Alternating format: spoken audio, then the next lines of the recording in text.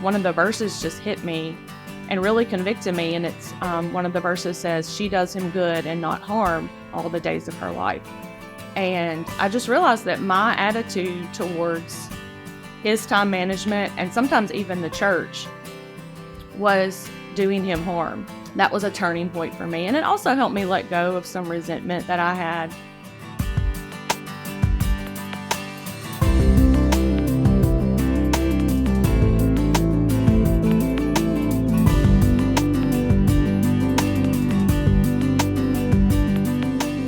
Welcome, everybody. Today on the show, we have Ben and Lindsay Skipper.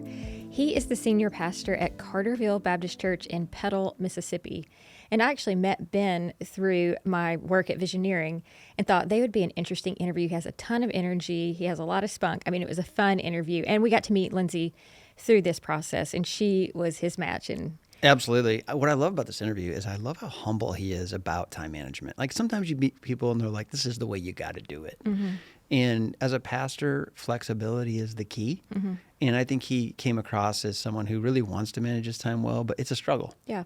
Well, and the thing about this episode is that there's a second one with a different pastor in a few weeks. But we wanted to get some different pastors from different contexts of how they manage their time. And so he talks about in the interview, his church is around 500. Right. I don't remember him saying if he had an admin or not, but he pretty much has to manage his own time and has a lot of necessary things that he has to do at hospitals and all that sort of stuff. And is not by nature good with time, and his wife is. Yeah. Which creates some conflict in the home, which is very typical for pastors. So I just thought this was really helpful. I think it'd be cool for us to share a little bit of our journey with time management, because I'm a lot like him. You're a lot like her. Mm-hmm. And some things we learned along the way that were helpful. Yeah.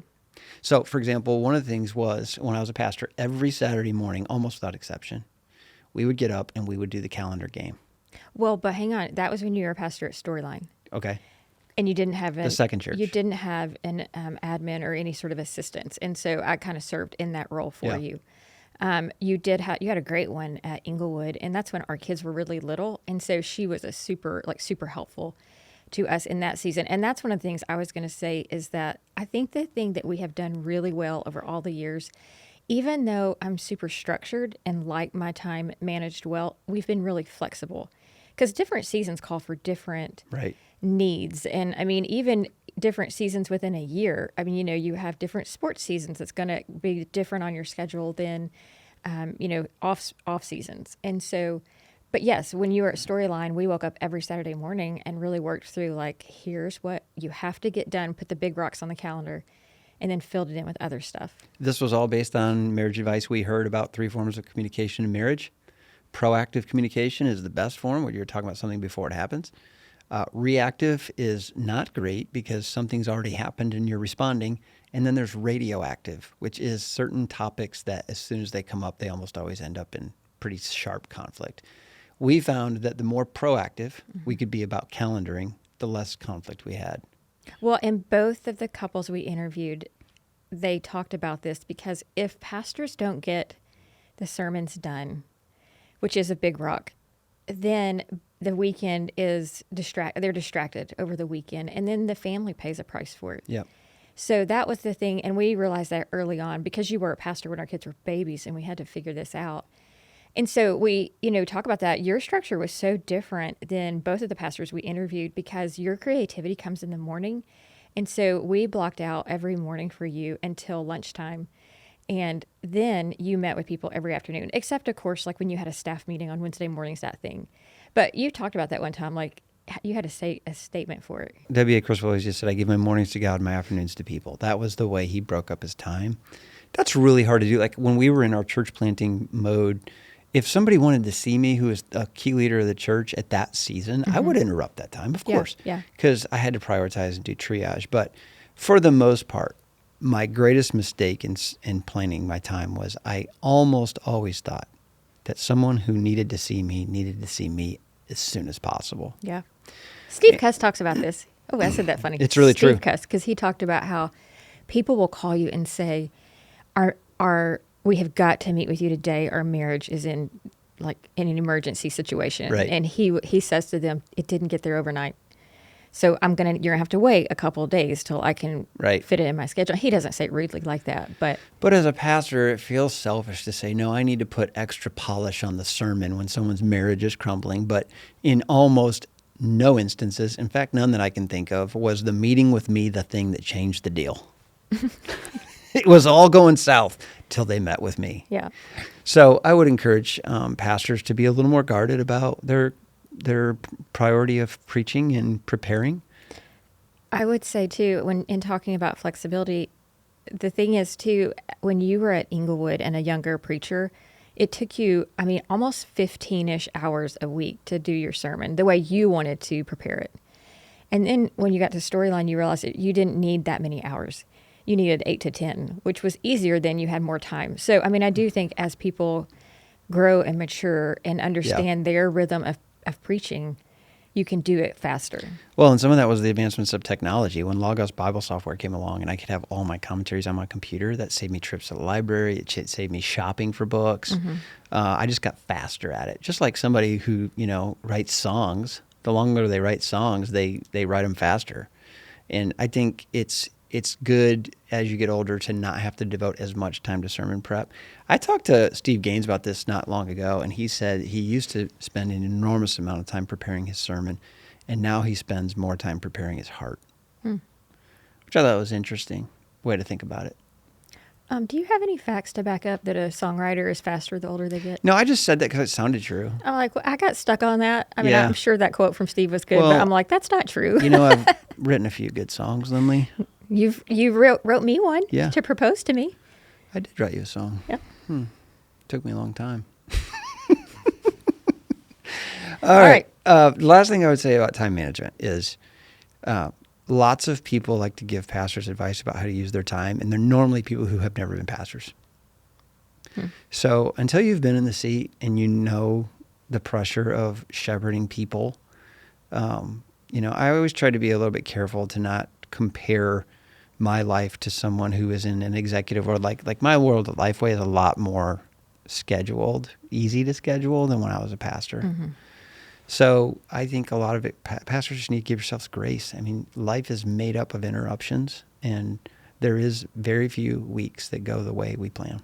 Well, okay, we've talked enough. Let's jump right into this episode with the Skippers. Well, welcome to the Glass House. We have new friends today. Lynley, this is a connection of yours. Yeah, so I met Ben Skipper through work at Visioneering, and we just talked a little bit when we had a first work call. And I remember I came home and told Ben, I said, he's very passionate about his church. I just loved that loves his church, clearly, loves his staff. And so when we were talking about doing an episode with how do different pastors slice up their time and do their week, I said, I would love to interview Ben and his wife, Lindsay, and just hear from them. They're in a town called Petal, Mississippi. Tell us about Petal and tell us about you guys a little bit. Okay, so I've been in Petal for 23 years. Lindsay's been in Petal for her entire life. So one of the things that's super unique for our setting is this is her home church. Wow. Yeah. So I think that's fun in our story. Yes. Petal is a suburb to Hattiesburg, Mississippi. So it's, I don't know, there's 12,000 people in the zip code, 22,000 people. For our standards in Mississippi, it's a good school district, a good town. For the rest of the world, it probably seems really small, but we love it. Great place to be. That's great. Well, thank you guys for sharing on this very practical topic. I was in seminary once, and the professor was a pastor. And I remember him saying, let me tell you guys how I slice up my week. And I just remember it being one of the most interesting discussions because it was so radically different than how I would have sliced up my week. And I think no two pastors do this the same. No two pastor families do this the same. So Ben, let's just start with you. What does a typical week look like for you? Sermon prep, staff meetings, hospital visitation. Is there a typical week? No, that's my first response, Ben, is I don't feel like there ever is a typical week. I'm going to do my best. In fact, I work to narrate this out some. And what was more helpful to me than the typical week that I'm going to give you is just, first of all, a big reminder that, man, in our setting, weeks, I don't really have typical weeks. It's like our church, we have about 500 people on a Sunday. So we're big enough that we've got a lot of administrative stuff, but still small enough that I think everybody has my cell phone number. Yeah. And Yeah. and so an awful lot of days where I think I've got these big blocks of time, somebody comes in the middle of a crisis, and I want to spend in, there was a Wednesday not that long ago where about 4 hours of the day were totally unbudgeted, but they were such priority ministry things for me. Somebody whose husband was just somebody from our recovery ministry. Husband just got taken to jail. Man, I'm going to hear her out. We're going to meet with her and pray with her. Spent the afternoon going to jail and try to connect with her husband. Those things weren't on my radar at all. Yeah. But in our setting, like I'm accessible for those kinds of things. Yeah. So while I think a lot of my weeks can feel predictable when they start, Right. they get super all right. So here's some guiding rules for me, Okay. and then I'll give you so first of all, I've learned who I am, and I know that I'm not going to work super well in the most rigid structured schedule in the world. Like what would work for her super well is not going to work for me. Yeah. She's extremely disciplined. Right. I'm very energetic. So she's reading books about, she's reading Atomic Habits and all kinds of books about just how to build the best life. She hands them to me. You should read this.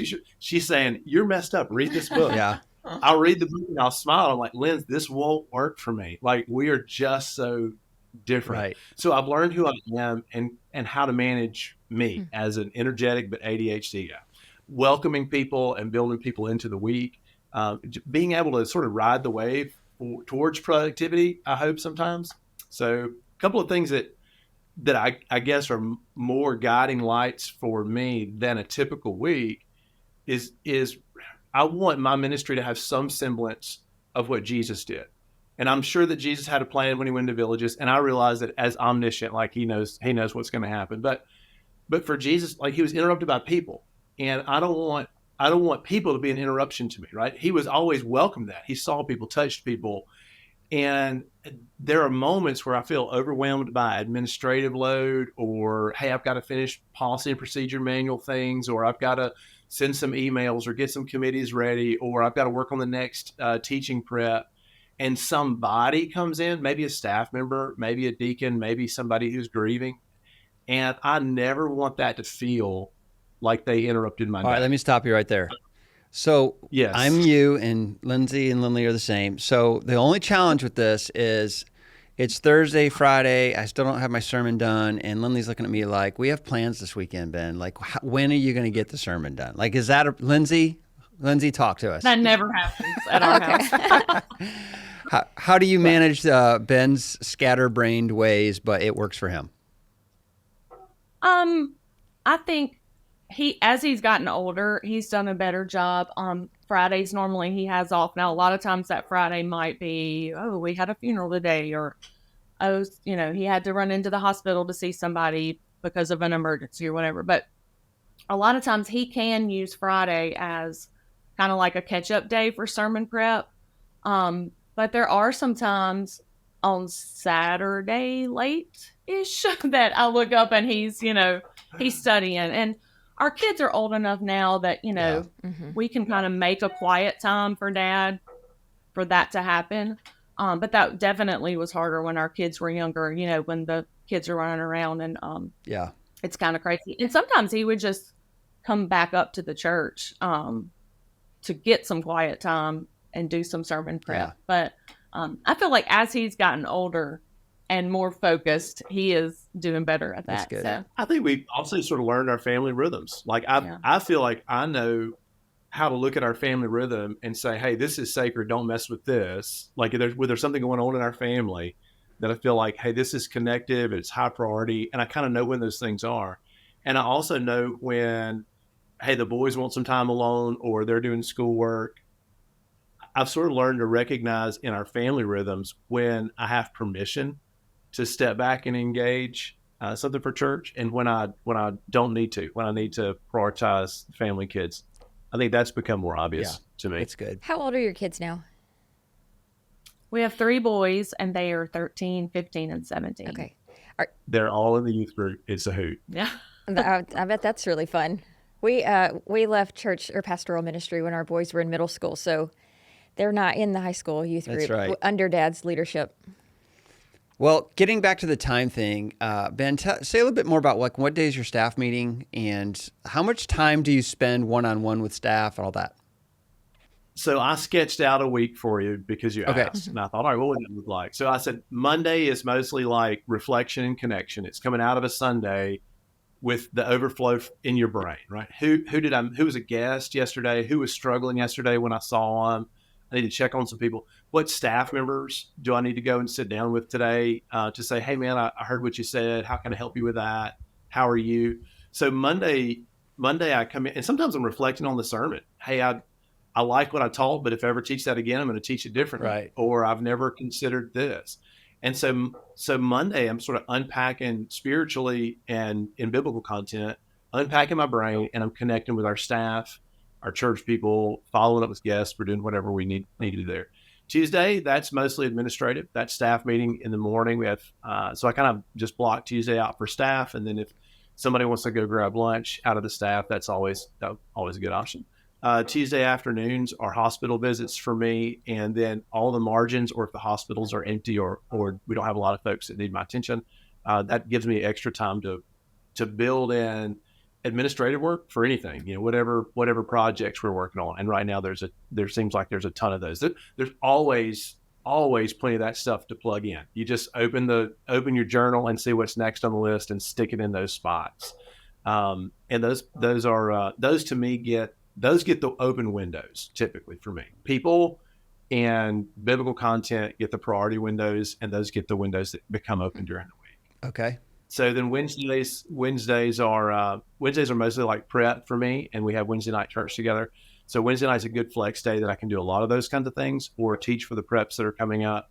Thursday morning, kind of fun for me. I have a senior adult Bible study. It's a great way for me to stay connected to the matriarchs and patriarchs of our congregation. And also a lot of next year's sermons come out of this really neat Bible study environment we have on Thursday mornings. So I'll usually try to first thing Thursday morning, meet with somebody. Today it's you guys, but sometimes I can meet somebody for breakfast or coffee, and then do my prep for the Thursday Bible study, engage my senior adults, and I'm back to the hospitals on Thursday. I have Tuesday and Thursday. I give the other days to other staff members. So and then Thursday wind down is mostly sermon prep or whatever was the most important thing that didn't get my attention earlier in the week. That's kind of the shell of what I'm liking week to look like. How many services on Sunday do you have? We have one service, but hey, I teach Sunday school. So in 2 weeks, I'll have a deacons meeting. I teach Sunday school. Then I preach. And a lot of times we use Sunday lunch as a kind of a priority time for meetings. We have several task forces that are working on special projects for some of our committees. The best time for them to meet is we bring lunch in or prep a lunch and have a lunch meeting right after church. One of the things that's in our community, I think that's pretty distinct is we're super busy. Our community is built around the school system. And so we have a lot of families with kids that are in so many extracurriculars. Sunday afternoon kind of becomes a good time for that. Lindsay, I want to turn it to you just a little bit. For the listener and the pastor's wife listening, do you work on staff for the church? I do not. I have in the past. I've kind of worn many roles here. As Ben said, this is my home church. I grew up in this church, so that's kind of unique. But I have served as our weekday preschool director for almost 10 years. And then I've also served as children's minister for a short time. I currently don't work on staff. And I teach piano lessons a couple days a week and have some other little things that I do. But we homeschool, so I homeschool our boys. But I do feel like I'm up here a lot. I feel like, I will say though, I don't feel a lot of pressure from our church family, as far as expectations. Nice. Me go. I don't know, maybe if that's because I grew up here and I've always just kind of been involved, so, but I do get to plug into some ministries that mean a lot to me. I volunteer in our youth, department and lead a small group there. I also, serve on our mission team because that means a lot to me. And we do teach a Bible study group on Sunday mornings. And so we get to minister to that group of adults. So, but I don't feel a lot of pressure, that a lot of pastors' wives feel, to do certain things. No, I wonder if this is more common than we think. So you're at the church that you grew up in. So surely so many of the senior adults, are like, oh, I raised you in the preschool or something. Do they still respect you as their, pastor's wife just because they've known you? They may have known anything that you went through, teenage years, anything like that. I mean, what's that like? I have my answer. I can't wait to hear Okay. yours. Okay. I feel like they do. My family grew up in this church, and our church is a really unique situation. The pastor that was here before Ben was here for 45 years. So he was the only pastor I ever knew. And then Ben started here as youth minister, and then he was associate pastor, and then became the lead pastor. So I feel like I've just been here, and it's kind of been like this one transition after another. And so I feel like they respect me, and we love them, and they love me. So what's your answer?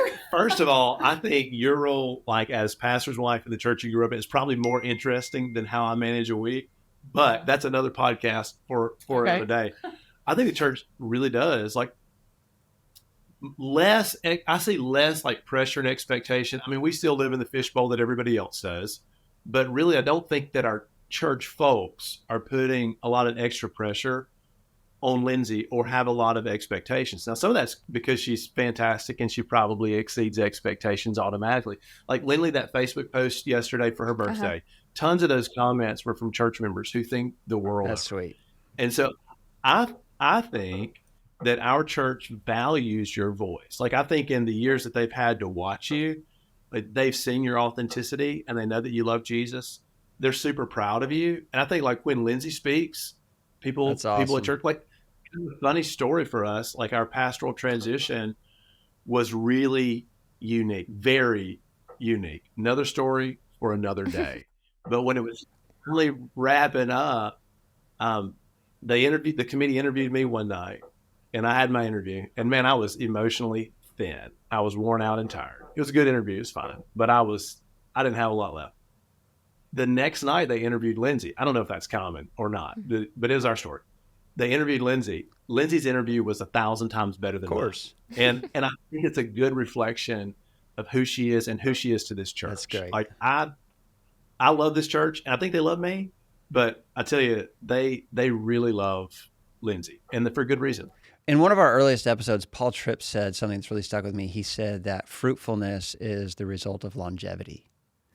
And, since we're talking about time here, it's interesting your guys' story about how you relationally, there's compound interest.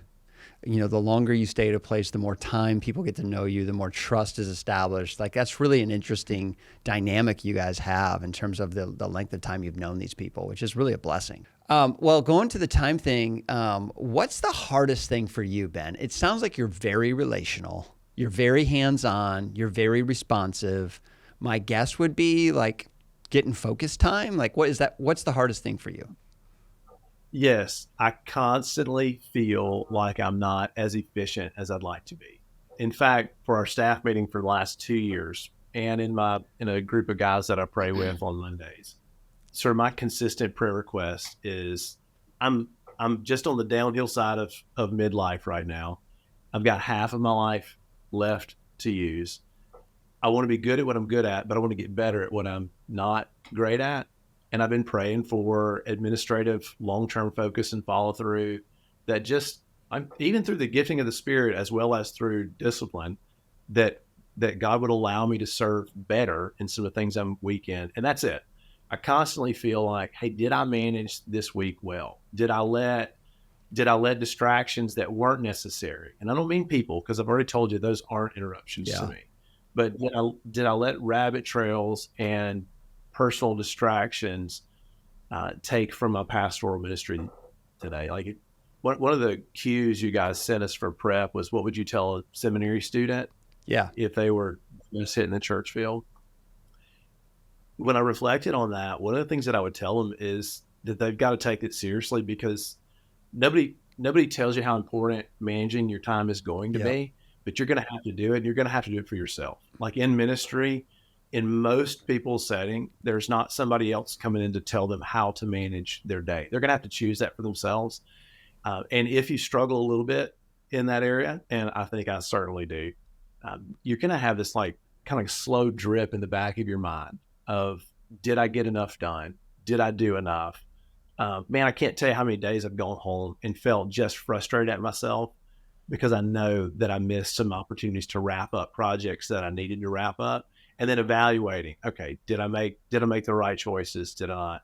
So I think you have to give yourself some grace, but I also think you really have to work hard. Okay, I have a marriage question about this because you two are similar to us two as far as details, and it sounds like time management. And so we have finally, as we get older, have come to a more peaceful place in this. But when you're younger, it was really hard on me because I would say, Ben, you've got to do your sermon prep so that you create margin for people and all those things. But like you, Ben Skipper, he's like, I can't follow a weekly schedule. I'll just kind of die inside by having to do this. I mean, did you guys fight over this? Like for the young couple listening and the young woman who's like, he's not getting this done. What do I do? What do I say? How did you guys handle that?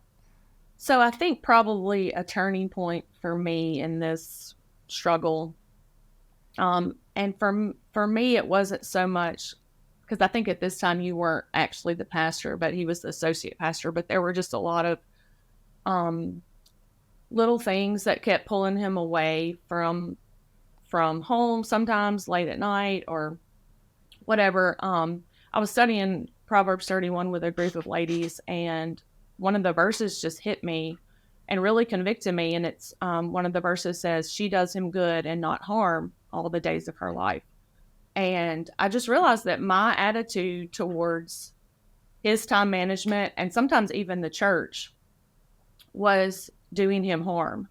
And it was something I had to come to grips with. And obviously there's room for boundaries, right? I mean, like if he's gone every night and never sees the kids and we don't, have time to work on our marriage, there's need for boundaries, But that verse really convicted me of not doing him harm with my attitude and with the words I used to say, hey, you need to do this instead of whatever, That was a turning point for me. And it also helped me let go of some resentment that I had towards the church at that time for feeling like, I'm home all day with these kids and he's never here, and that was obviously something we had chosen for our family, was for me to be home with our kids. So just to be able to let go of some of that, God really used that as a turning point in my life. And also to say, hey, he's a big boy. He's got to make these time management decisions for himself, because me standing over, I think your Ben just said, or maybe you said, that he would die inside, if he had to follow this schedule, which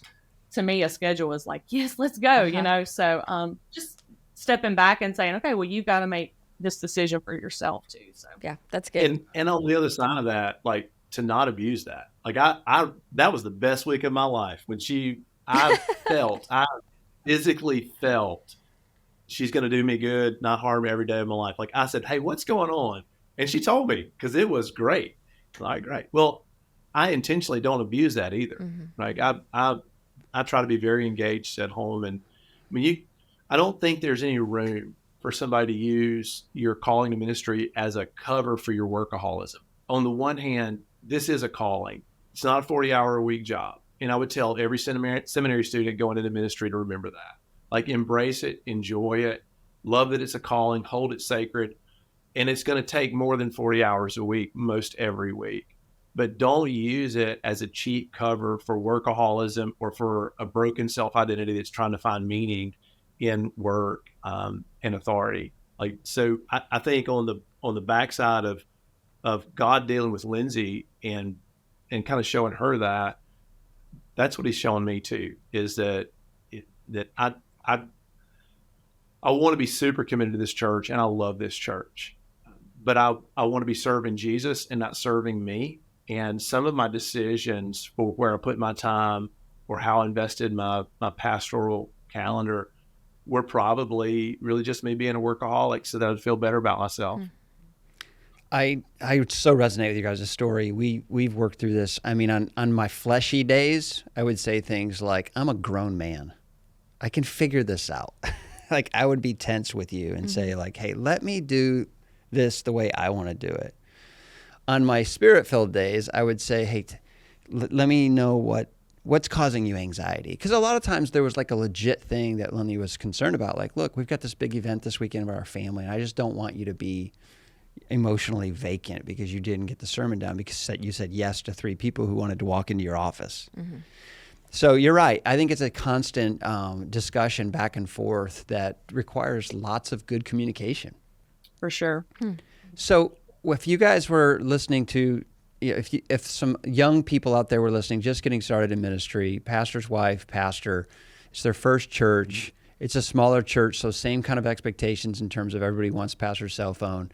What would be some general principles that you just try to give them in terms of like, here's how to not just survive, but thrive? So for me, I would say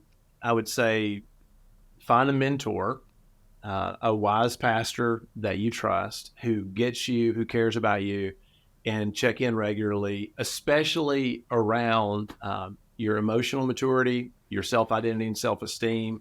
You know, if you're taking on this superhero God complex and you think you are the savior of the church, you're going to manage your calendar that way. You're going to take that baggage home and you're going to be making it. Good. That's different. That is different to me than somebody saying, hey, I was called to this. I'm going to sacrifice for it. I'll do whatever it takes. Both scenarios require lots of time. Both scenarios might put you at a 50-hour or 60-hour week, but they do it totally differently, in my personal opinion. And so my first thing would be there's no book on it that I could recommend. You might have read it. There's no book on it that I could recommend. There's no the seminary classroom, like the slides on those pastoral ministry boards that are telling you how to do your sermon prep starting Monday morning at 8:00. They don't work for the ADHD guy. Like, nobody's teaching that stuff to me in seminary.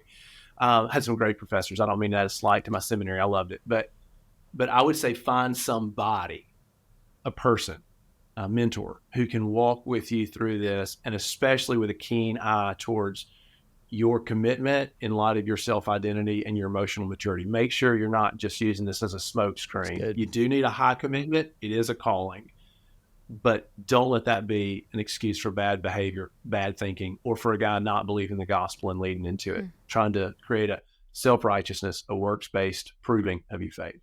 That would be my advice. What's yours? I think I would say to have some boundaries, because I don't think we did that very well when we were first starting off in ministry, as far as like time management boundaries. But then also you've got to be flexible, right? Because like if, you know, a family in the church loses a loved one and we just sat down for dinner, I would look at him and say, you should go do that, you know? So I think just it's kind of the two working together. We kind of laughed on our mission trip last week because we were like, blessed are the flexible because they won't break, you know. We were joking because we had some things that came up. And so, you know, add that little beatitude in there. So I really like have some boundaries, but then also as a wife, you know, do him good and not harm, and realize that there are some times when he's going to have to say, hey, I've really got to go do this. So I think there's one more thing that I would offer, and that's this. Like C.S. Lewis said that the mother of all sin is pride, and I found that true in marriage, in ministry, in every other way. That what's broken most of the time deep down is our pride, creating all kind of messes. So when we were unhealthy in our pride, we can't have these conversations at home. Like in that newlywed phase, especially, we both came into it defensive and uncorrectable. And, sometimes our boundary setting was really territorialism more than it was for the good of our home and our marriage. So I would encourage all of us, like ministers are not exempt from pride. In fact, sometimes our platform gifting or our leadership calling sort of accelerates pride in some ways. It can be. So I would say guard your pride, because all of these things can be worked out at home. Like we can handle them in healthy ways. We can have the conversations. If we've died to ourselves and our pride is in a good place. But if we're so hypersensitive that we can't have the conversation, I'm too defensive, or I'm pulling the, hey, I'm the pastor card, or she feels abandoned, we can't even talk this out at home. And so, Dave Ramsey, sometimes when he's talking about money with people, he'll say, hey, you don't have a money problem, you have a marriage problem. You can't even talk. Well, I would say almost the same thing here to kind of borrow that mindset. For some of us, it's not a calendaring problem, it's a pride problem. We can't we can't work it out in our marriage because we're too defensive or touchy to That's be good. able to represent ourselves. So true. We got just a couple of minutes left here, so I want to give you guys just a couple of rapid fire questions. All right. Ben, do you often attend meetings not because you add value, but because you need to be seen at the meeting? Yes. And do you Was I supposed to hesitate and act like I had to think that one out? Or that? Yes. Yes. have I you do. figured out Yes, a I do. way to be seen, to say a couple words and step out, or do you normally sit through the entire meeting? For meetings, not often, but yes, recently I've had to do that. We're kind of in a season where I think I'm having to grow some. Your podcast listeners don't want all the details for what's happening at the church, but we just got enough administratively going on that I recognize, hey, it's impossible. Yeah. Like this won't work. You have to adjust. So yes, I'm learning that often to step into a meeting, to just bless the meeting. Thank you guys for being a part of this. This is an important thing we're doing. Offer a prayer. Yeah. That's important, but sometimes that's all you got to do. Yeah, that's right. And if you think, I think early phases of that, whoever you've asked to lead the meeting, you prep them with your 2 cents and your thoughts, and you debrief the next morning to find out what you missed. You also have to have some trust in your team, who's going to lead that meeting. But absolutely, I've learned to do that a little bit. And it almost, especially when I was more in my flesh, it almost hurt my feelings if I would present that like it was some big deal. And then that team that's having the meeting looks at you and says, okay. It almost kind of hurts you. You think, wait a minute. No, 100%. That's good. Yes. Second absolutely. question. What slot during the week are you guys both very tired and most susceptible to fighting? Is that Sunday afternoon and night? Is it Monday? Like what's the time that you have to be careful? Thursday evening. Interesting. Thursday Why evening. Thursday evening? So our church gives all of our full-time ministry staff a day off, knowing that you're going to work Sunday, and we work, after hours. My day off, if I can have it, is Friday. Sometimes a wedding or a funeral or a crisis takes that away. But by this particular Thursday, right? I spoke at our Celebrate Recovery Sunday night. Lindsay was coming home from mission trip, so Monday night I had the boys. Tuesday night I had a meeting. Wednesday night we had a church family picnic. Thursday night I have a meeting. And so when I get home tonight, I will have I'm coming in on fumes, and I know, and she's tired. And so Thursday afternoon, you're lying to yourself if you don't recognize that you're emotionally thin and you need to recharge. And tomorrow morning, if I have a few minutes alone with Jesus on my back patio, that's going to be so good for me. That's interesting. It's Thursday night. For Lynley and I, it was always Sunday afternoon, like after church. Like we were just so exhausted from the morning. And you're teaching Sunday school on top of that, bro. Like it's just a lot. Sunday's heavy.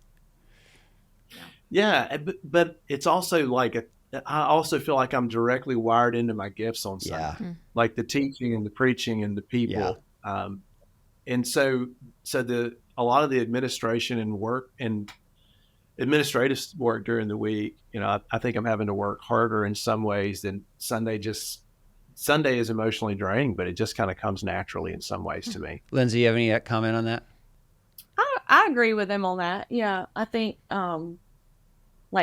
he calls on Sundays. He calls his ADHD his superpower because it helps him do all the bounce things. all over the room. He gets to use his superpower on Sunday, and I think the hardest thing for him during the week is the meetings and the emails and the And I want to, and I feel like I really I know that I can do that well, and I'm going to do that well. It just takes a lot of extra attention for me to do that. Ben, how do you think you would function if God quadrupled the size of your church in 2 years? What would you do if you couldn't give your cell phone number out to the rest of the church? Hey, I'll be honest with you, Ben. I think we're already thinking through some of those. Yeah. Not in any formal ways.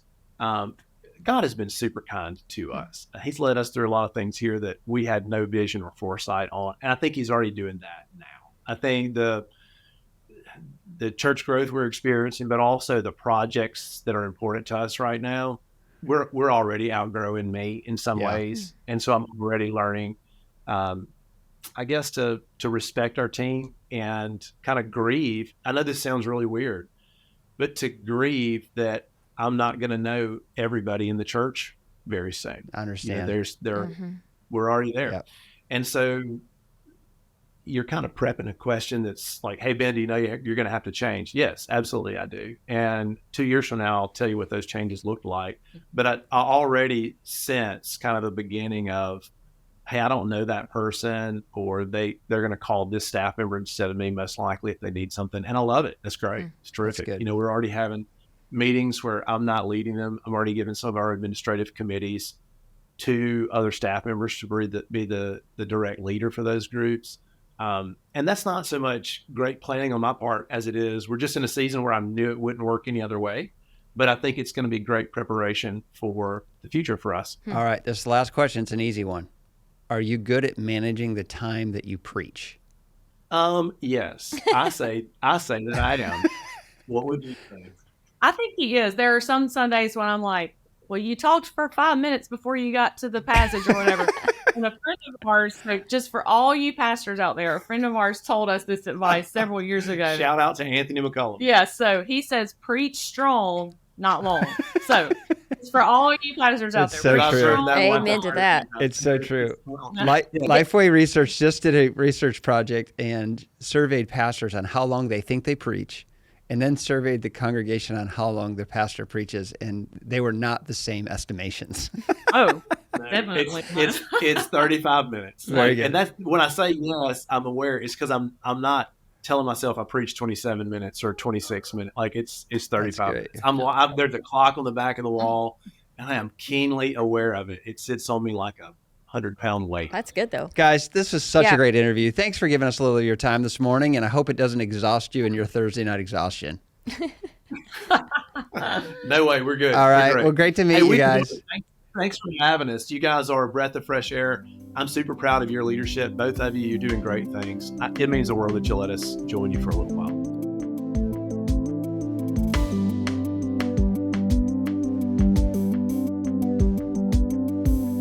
The Glass House is executive produced by Angie Elkins, edited and engineered by Donnie Gordon with help from Nathan Howard. Show notes and production help from Nikki Ogden. Photography by Emily Bergeron and Bailey Watley. Recorded at the Lifeway Podcast Studio in Brentwood, Tennessee.